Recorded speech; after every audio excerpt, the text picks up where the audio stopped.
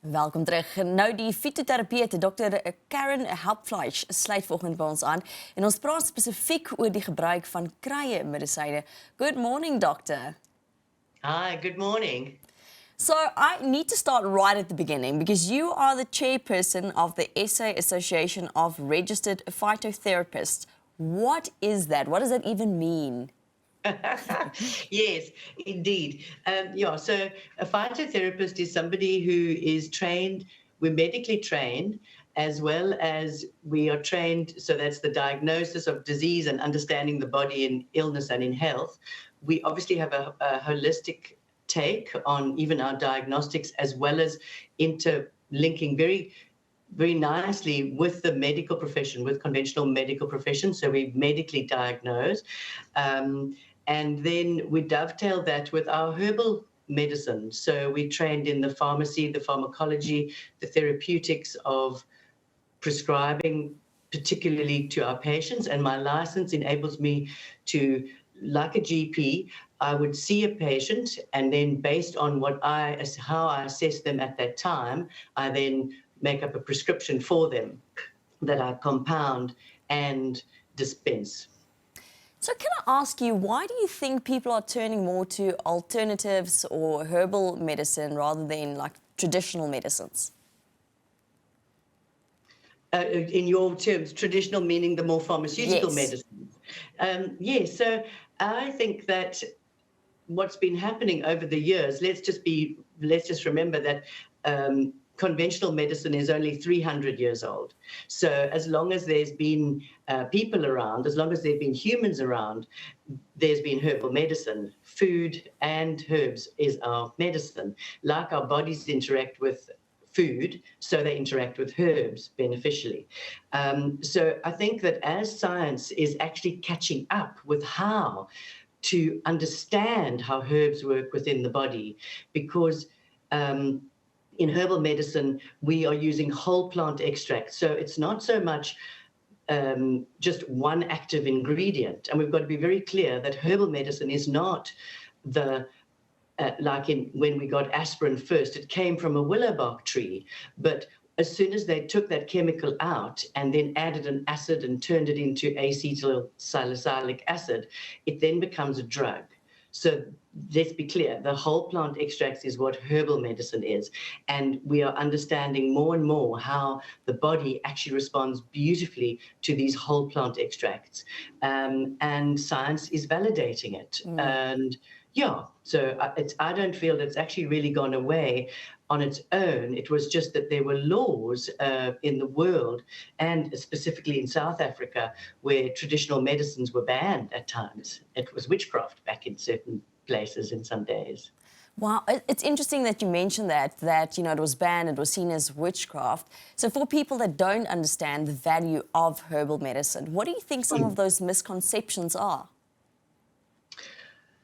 Well, that it's unfounded, that it's not based in evidence-based.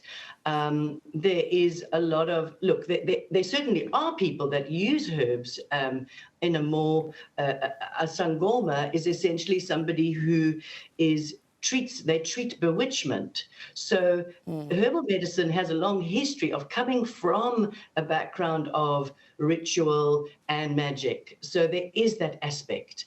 But the world that I embody and work with is the body that bases itself on evidence. And even if it was in ancient times, if somebody took something and an adverse drug reaction happened, they'd be a bit cautious of using it again. So there's always been, if it works, it's still around. And that's why I think herbs are still around, because they do work.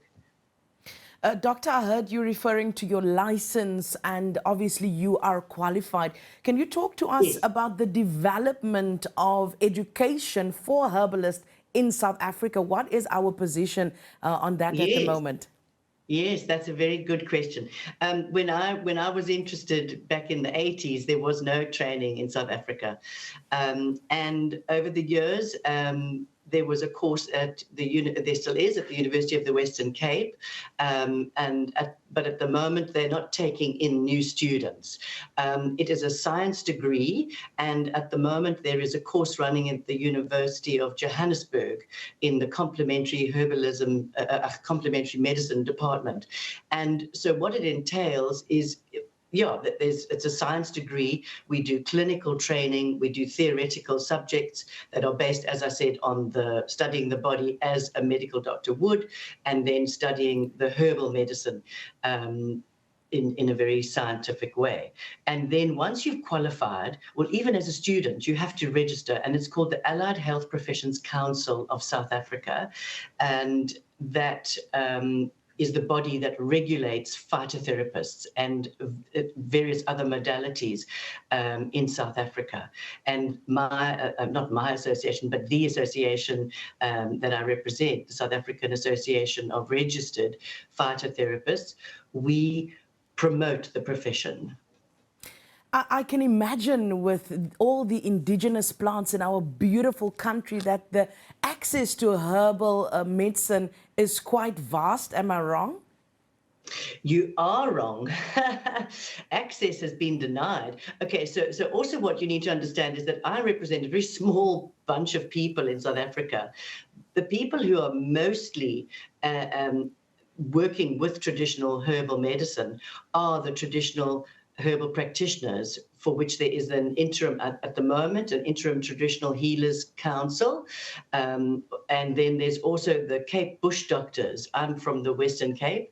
And what happens a lot is that there is this disparity between, there are nature reserves, there are herbalists, there are people who need the herbal medicine, but the herbalists don't have access to their medicine or to land necessarily where they can grow herbs. So this is something that's becoming very topical, and I am involved in a group that are working to interface. San Parks has approached us and herbalists to speak to this. How do we rectify this?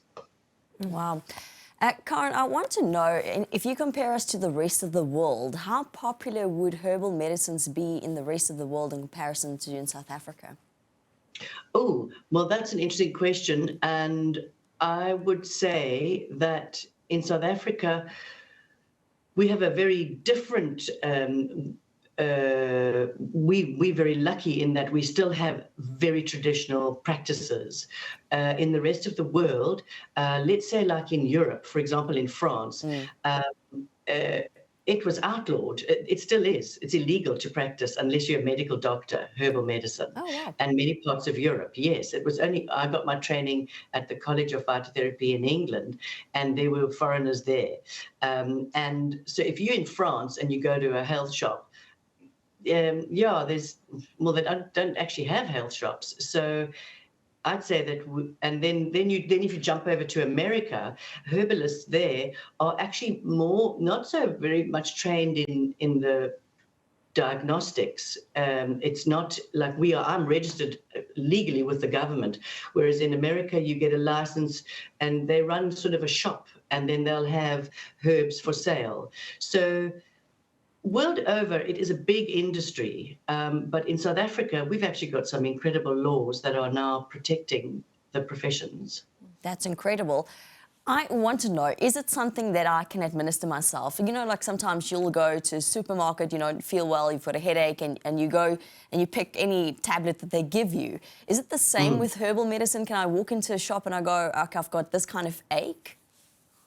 Well, as you've heard, I see patients, and I'd like to help educate them. People just going in, and it's called self-care or over-the-counter medication. What people often get wrong is that they might have a great herb that's safe and not going to cause any harm, but it's actually not the right herb because they've decided that they've got, whatever they've decided, illness, and then they treat it without getting a proper diagnosis. So if it's something that's acute and you're not pregnant and you're not taking any medicines, the things that are on the shelf Yeah. can be helpful. Also remembering that sometimes things on the shelf aren't of the best quality. Yes. So yeah, that's a big question. But be careful. If you're really unwell and you're not getting better, see a healthcare practitioner. Absolutely. Dr. Caren, thank you so much for joining us today and just telling us and educating us a little bit more about this practice also, about herbal medicine and obviously the benefits of it. So thank you very much for joining us this morning.